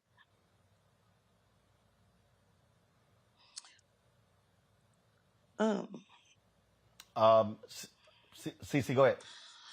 So he has a victimology, you know, that I don't know if they're investigating or not, because again, and you mentioned he had assaulted women. One of his victims, who he is going to on trial for, he started having sex with her at 13 and stopped when she was 18. So this is not just women; these were also children involved. But there's missing women who have never been found, and I just want to name a couple. Dorothy Cooper, and they all had something in common. They had red something, red nails, red clothing, something. Dorothy Cooper was found. She had red nails on one hand because they had cut off her other one, and a red earring. Kelly Fant has never been found, but several people know that she had some type of connection with Mr. Golubski. Rhonda Tribune Easley was found 6 minutes from his known address and 7 to 8 minutes from his mother's address. Also, Miss Bassett, who was found in 2021, was also found 6 minutes from Mr. Golubski's known address and 7 minutes from his mother's address, which he was both known to occupy. Also, we heard of Stacey Quinn's story. She also was found with red items of some sort and was known. All of these women were known to either be harassed by him or have some type of relationship with him. And they either missing or completely dead or found dead. And also, Roland, my sister called. Yes. My sister called my mom the night that she had passed away. I had seen my sister that Friday, I believe, and she had told me that she loved me. My sister had called my mom that night that she was killed, maybe about 9 or 10 o'clock, my mom said, and asked her for $100. She told her she didn't have any money. She told my mom, well, that she loved her and that would be her last time talking to her. She called about 9 or 10. My sister was killed about 2 or 3 o'clock in the morning. And the crazy thing about it is that this so-called prosecutor, she was at the crime scene. I've never heard of that before. I had people come to me and tell me that my sister was talking when they seen her, because so many people seen this incident, and they said it was a white man with a long ponytail and a trench coat that killed my sister. They arrested a black 25-year-old man. My sister was shot center mass. She was shot in her heart, her lung, her kidneys. She had 17 bullets. We took the cover off of her, and all you seen is them bullets just all in her midsection, all in her lethal organs. So this was a target This was not no 25-year-old black man that never been trained to shoot a gun to kill my sister like that. And that's not the only one. She's not the only one. I've seen Monique Allen leave my house. She had Golubski's card. She called him to pick her up. She got killed the next day. Rhonda Tribute walked off my porch to go get in the car with him. And she got killed and they found her body the next day. So this is just customary for him because he already knew that he was going to get away with what he done. He only did it where he knew he can get away with it. He did it where he was comfortable at. And he also told police when he told his victims, who are you gonna tell? Oh, you gonna call the police? I am the police. Who does that? Well, we certainly hope with him being arrested that more will be uncovered by the Department of Justice as they continue this case. We thank you, CC Mank, as well as Nico Quinn, for sharing your thoughts with us. Yes, sir. Thank you so very much. Nice. Thank you for having us. Toron and Robin, I want to bring you in, and that is in this year. Sorry, Toron and Randy, I'm sorry. And that is, I think about the case out of Oklahoma City, where several black women were raped by a cop there. Folks who prey on individuals who believe that they have nowhere to turn. And what's amazing is that the investigation that was done by news media. I mean, this dude was well known and folks had talked about it for years, yet he avoided prosecution all of these years, Randy. That is what's crazy to me. It's crazy, and yet it's not. That's the real depressing part about it. I mean, he wields a certain level of power and protection. The people we've been saying repeatedly that the people that we want to protect us aren't. We are giving certain individuals that are not necessarily fans of our community and an immeasurable amount of power, and they're getting away with just horrible crimes, so hard to hear. And what really frustrated me, they started out by saying that he's at home, he's confined to his home right now. That it seems as if that only happens to certain individuals, and it certainly is not happening in our community. So already, this man is still being protected and being able to even facing these charges in the most comfortable way possible. He is clearly working from a great place of privilege, and it's extremely disheartening. To run. You know, this story was horrific, but it's almost like the more things change, the more they stay the same, because we know the history of this country. We know the history of the sexual violation of black women by white supremacists, whether it was on the Middle Passage, whether it was on a plantation, or whether it was by somebody, in a military uniform or somebody wearing a badge. This sort of thing happens when you have absolute power and you're dealing with a community that you feel less than. I mean, that you feel a community that you feel like is less than you, and you have the power of life and death. And when you're dealing with people who don't have anywhere to turn, who may have had some run-ins with the law before, and everything they do makes them feel nervous that they can be put back into a situation where they get deeper involved with like the incarceration system or something like that. These things happen. What's sick about it to me is that, as you said, he was so well known in the community, and nobody, whether in that department or anybody on the DA's office or the county prosecutor or the city prosecutor cared enough about what happened to these women and saw a pattern here that they would go and pursue. That's what's dangerous. And again, like I said earlier, these sort of things happen a lot in these smaller towns that are away from major media presence, because they can get away with it because they know that they say the best sunlight is the best disinfectant. When the media in your town doesn't care about what's going on, or they don't want to have the resource to follow that up, these sort of things can happen for generations. It can happen for decades, like this, apparently what happened with this individual. The only thing I can say is I hope with all these things finally coming to light that this family, these women can get some closure. The brother who was wrongfully in prison can get free, and this police officer it gets dealt with, because this really is horrific. Indeed, it is, folks. Got to go to a break. We come back. Our marketplace segment where we'll talk with an actor who said, you know what, I'm not getting the right skincare stuff for me. Well, what the heck? I'll go in business for myself. We'll tell you his story. When we come back, Roland Martin Unfiltered, broadcasting live streaming live on the Black Star Network. Please download the Black Star Network app. Available on all platforms: Apple phone, Apple TV, Android TV, Roku, Amazon Fire TV, Xbox One, Samsung Smart TV. You can join our Bring the Funk fan club. All your dollars make it possible for us to do what we do. See and check in money orders to P.O. Box 57196, Washington, D.C. 20037-0196. Cash App, $RM Unfiltered. PayPal is R Martin Unfiltered. Venmo is RM Unfiltered. Zelle is Roland at RolandSMartin.com. Roland at RolandMartinUnfiltered.com. We'll be right back.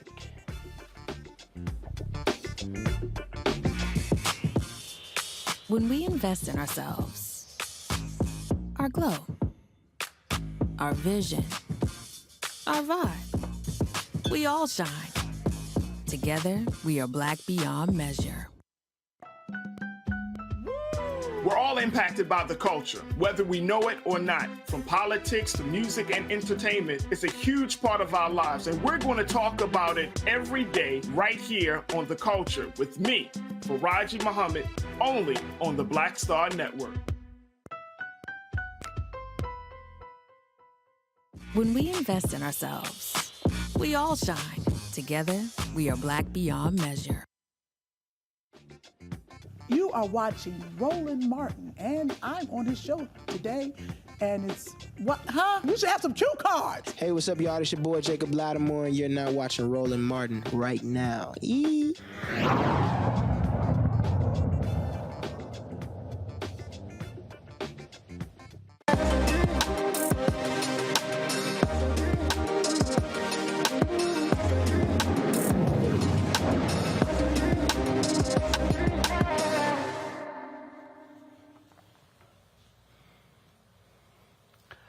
All right, folks, talk to African Americans who are models, who are actors, actresses, even folks in television. They'll tell you, man, it is hard being black. You got folks who can't do black hair. You even got folks who, when it comes to their skin, right, skincare products, they run into all sorts of issues. My next guest was one of those folks. Dorian Renaud had this problem where, again, not finding the right products. And so he said, you know what the hell? Let me just go ahead and do this thing myself. He created Butter Skin, and he joins us now from Los Angeles. Glad to have you on the show. And so what issues were you running into when it came to skincare products? Well, first of all, how you doing, Mr. Roland Martin, the legend, the icon himself? And, you know, I see black don't crack your way, but, you know, I do tell people all the time that black does crack, you know, in many ways. You got to take care of your skin. Oftentimes, I think in the black community, you know, we weren't really educated, you know, like other communities to take care of our skin. I grew up in a barbershop. My dad owned a barbershop, so self-care was always really important to me. And so when I started struggling with my skin, I found a regimen that worked for me. It was shea butter off the streets of Harlem. It was a gentle cleanser, and it was a vitamin C serum. And so my skin really started clearing up. And, you know, some of the things that we struggle with as black people, like hyperpigmentation, dark spots, you know, dark circles under your eyes, I noticed they weren't really being addressed by some of the white counterparts in the business. And so I brought butter to the streets in 2018, and now we are here with so many butter lovers, and, you know, we're available in, you know, over 7 to 8 retailers here in the States. And I take it that now, first of all, somebody is probably watching going, well, I'm not quite understanding what these products have to do with you being an actor or a model. Well, explain that. Well, I mean, you know, I started off in the business at about 19. I was modeling, and I did a show on BET called College Hill before I started my acting career. And, you know, it was a little bit of vanity. You know, I wanted to appear how I had appeared on television. I was insecure about my skin. And I would notice the dark spots on my skin a little bit more because, you know, when I was in front of the camera, they would put makeup on me. And so many black men were reaching out, you know, once my skin kind of started healing itself and I started seeing a dermatologist, of course, using the right products. I realized they were reaching out and somewhat embarrassed about, some of the skincare problems that they had. And, I wanted to show that skincare wasn't demasculating, for one, and it is for everybody. And we put products and ingredients in our products, I should say, that are strictly for melanated, enriched skin. So, I think, we found solutions and we listen to our customers. And so, when they tell us that they're having problems with certain things, we try to address them. Let's go to my folks, my guests. Let's see here. Randy, I'll start with you. I'm excited. I'm excited about this butter. I don't even like the name of it. And you got some. I want to be a butter lover. That's right. Well, we'll continue. And it is true. Like we never learn to protect our skin as some of our white counterparts, even when it comes to like sunscreen and how we address how much we will, hyperpigmentate instead of our hypopigmentate. One or the other. We get the dark spots that is not often not addressed. So, bravo to you, brother. And I definitely gonna check it out. Thank you so much. Karan. Yes, sir. I'd like to ask you about go ahead. What process did you go through to put these formulas together to specifically address some of the issues that Black skin deals with? Well, I started with the roots of what we use, and that's thick products. I remember my grandmother using things like Vaseline and butters. And so we get our butter directly from Ghana, Africa. It was really important for me to import it directly from Ghana. So we whip it down in Florida, and I work with a chemist. So I spent a lot of time down in the lab in Florida, learning about different chemicals, learning about different ingredients that work for our skin. And we develop each formula hands-on with the lab. And, we are always evolving into learning about new things that can help our skin types. For me, it was shea butter, and then we started expanding into other different types of butter. And so learning the benefits of butter and serums like the vitamin C serum, which, I was using the serum because I was here in Hollywood and I was an actor and, I had access to those things. But I realized that the general population and a lot of Black people didn't know how much serums could really help your skin. And so I wanted to put that in my kit so that I can introduce the world and, my world, I should say, and that was young Black people and people in my community to, how to keep your skin looking healthy and how to put vitamins in your skin like you do in your body. Great, by the way, man. Where are you? First of all, you're talking about getting products from Ghana. Now, where are you putting? Where are they manufactured? In terms of who you're working with on that. We manufacture in Florida, so I spend a lot of my time at the lab. We own our own lab, which is amazing because I'm able to go in and doctor up things in a short amount of time or make adjustments. But we're in Fort Myers, Florida, and so I spend a lot of time out there with the chemists and, working really hard. And there's so many, emerging Black brands coming out now and celebrity brands. And I admire all of them, but I encourage people that are getting into this space to learn as much as you can about the skincare business, learn as much as you can about formulas. You go through testing and FDA approval and all these different things. And I think, it looks appealing to somebody say, let me slap my name on something. But the more that you dive in, the more that you know, and you can actually create really good products for people. And it's nothing wrong with white labeling, but what I love about butter is that we are original and we make all of our products from scratch. And I'm able to see the process take place. And you're absolutely right. First of all, this business has exploded over the last several years. I just know so many different people who are creating skincare lines because people are just spending a lot of money on this. And so what are you also doing to stand out? You talk about being in 8 retail locations. What are your also marketing plans moving forward? Well, I try to add real story to butter. So not only is butter a skincare brand, but it's a lifestyle.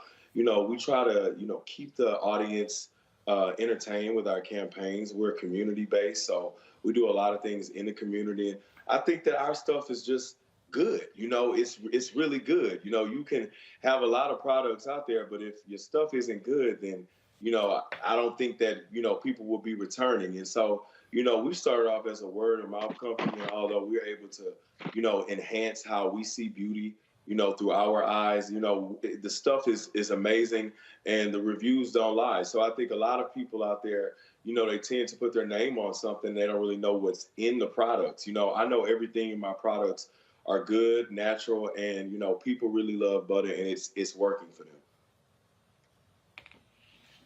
I love the fact that tell folks whether. Yeah, I was just going to say, I love the fact that he Go ahead. Getting the shea butter directly from Ghana.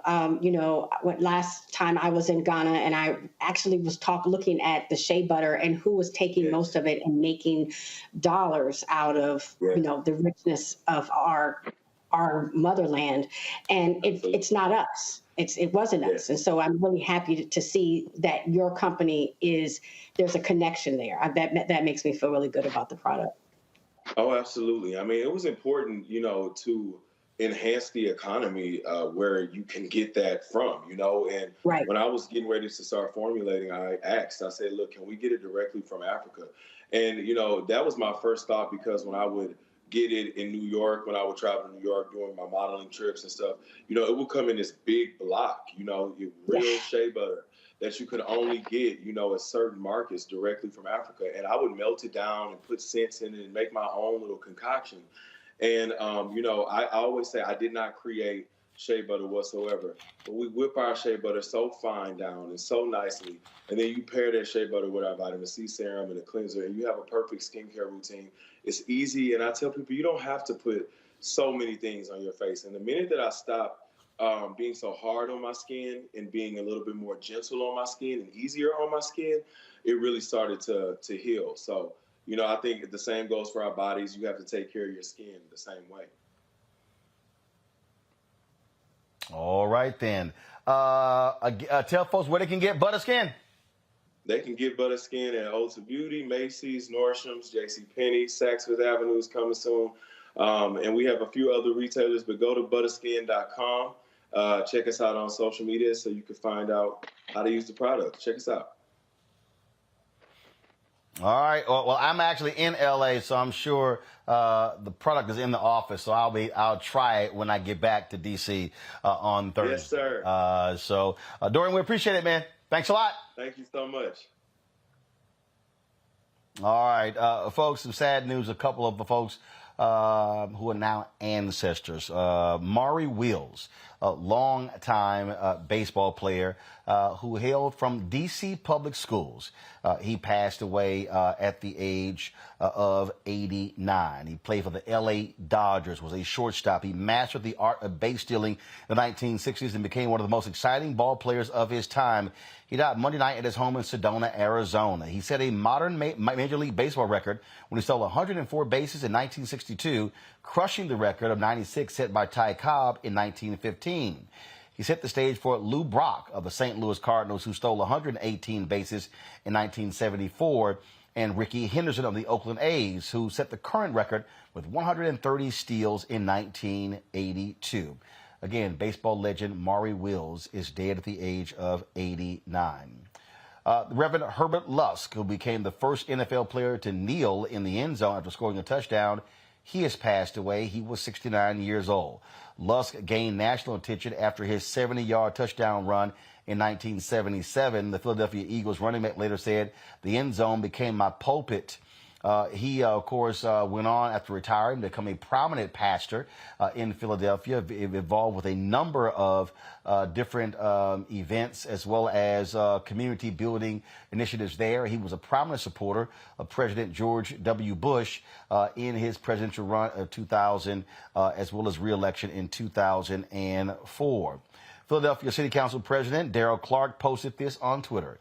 North Philadelphia and our city lost a true friend yesterday. Reverend Herb Lusk has passed. From his early days as a running back for the Philadelphia Eagles through his long career as a pastor of Greater Exodus Baptist Church on North Broad Street, Reverend Lusk always preached the universal truths of self-reliance and hard work. He created the nonprofit People for People and helped so many find the right path in life. On a personal level, Reverend Lusk was a true friend and presided over the funeral of my brother, an honor for my family. Reverend Lusk cared deeply about Philadelphia and his people. He truly walked the walk of service in his life.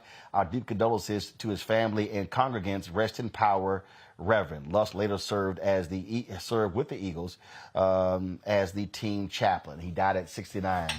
I'm going to end the show with this story that came from Herb Lusk, Toron and Randy. A few years ago, I was playing golf in Philadelphia with Reverend Lusk and some other folks. And when we were done, we went inside and to get us something to eat and drink. And as we're sitting there, he told us a story. As I said, he was a very prominent supporter of President George W. Bush. Well, President Bush gave him a card once, and he said that, hey, Herb, if you're ever in trouble, call this number. Well, Pastor Lusk happened to be traveling on the motherland, and a coup broke out while he was there. Now, mind you, I'm telling this story because Herb Lusk said, now, if you ever tell this story, I'm going to deny it. So typically, y'all, what happens, when someone passes, sort of off the record, sort of goes away. And so I revealed the same thing when Chadwick Boseman passed. I didn't reveal the text he sent me when he was alive, but until after he passed. So Lusk said he's in this country and he's at the airport. All of a sudden, shooting breaks out. And all of a sudden, the airport's on lockdown. They literally are in the middle of a coup. So what does he do? He pulls that card out, and he makes a call to that number. And the person says, hold on, Reverend Lusk. And then next thing the voice he hears is President George W. Bush. And he says, Herb, what's going on? He said, I don't know what's going on, but I'm in this country, and they're shooting at the airport, and looks like there's a coup going on. And he said, Herb, you hold tight 1 second. And then Herb said they hung up, and then a couple of hours later, they're in the airport, and all of a sudden, over the intercom, they hear, paging Pastor Herb Lusk. Paging Pastor Herb Lusk. And he's like, okay, what's going on? So he stands up, and outside was a helicopter of Marines. And that helicopter was sent to pick him up. And then all of a sudden, he gets on the helicopter, and one of the Marines says, sir, we're never supposed to ask who we are sent to get. But I got to ask, who are you? We cracked up laughing at that story. And he said, if you ever tell that story, I'll deny it. But that's how close Reverend Herb Lusk was to President George W. Bush. When he needed that help, he placed that phone call, and some U.S. Marines were able to rescue him from that particular country in that dangerous airport. So Reverend Herb Lusk, good brother. I had a chance to meet him several times for us to tee up and play golf as well. So condolences to his family. Reverend Herb Lusk passing at the age of 69. Folks, that is it for us. Tomorrow I will be attending. I will be live on the show, but tomorrow I'm going to be attending the Apple Films premiere, the Los Angeles premiere of the Sidney Poitier doc, produced by Oprah Winfrey and my man Reggie Hutland. Be taking place tomorrow night, but I'll be live on the show, and then of course we'll have the next day some video from the event as well. Looking forward to that. It's an amazing story of Sir Sidney Poitier, and we cannot wait to see. I can't wait to see it, and we cannot wait to share with you what we hear about it. So, Randy, thanks a lot. Torun, thanks a lot. Michael Brown had to leave earlier. We appreciate you as well, folks. That is it. Please support us in what we do. What we do every single day, folks, nobody else is doing. Nobody. I keep telling y'all. Byron Allen's not doing it. Black Enterprise is not doing it. Essence is not doing it. Blavity is not doing it. Ebony is not doing it. The content that we have every single day on this show is unmatched. Not just this show, but the 2-hour show with Farajii Muhammad. Then, of course, you have Dr. Greg Carr. You have Deborah Owens, Reverend Dr. Jackie Hood Martin, Stephanie Humphrey. We got Rolling with Roland. We got other shows that we got in development right now, folks. And so this is truly Black-owned content that we are building and developing. And so we want you to support us in what we do. And so please download our Black Star Network app. We've got nearly 900,000 people subscribed to our YouTube channel. It would be fantastic if we had 900,000 people who have downloaded our app. And so if y'all could please do that, that'll be great. We're available on all platforms: Apple TV, Android TV, Apple phone, Android phone, Roku, Amazon Fire TV, Xbox One, Samsung Smart TV. And, of course, you can also support us in what we do. We need to raise $100,000 a month from our fan base between now and the end of the month. That's 2,000 people a month at $50 each. You can give less, you can give more. We appreciate every single dollar. Check and money orders go to P.O. Box 57196, Washington, D.C. 20037-0196. Cash App is $RM Unfiltered. PayPal is R Martin Unfiltered.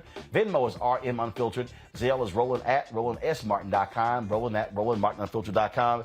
That is it for me from Los Angeles. Yes, I love to wear my Astros jersey when I come to L.A. because it drives the Dodgers fans crazy. And I love it. I'll see y'all tomorrow. Holla!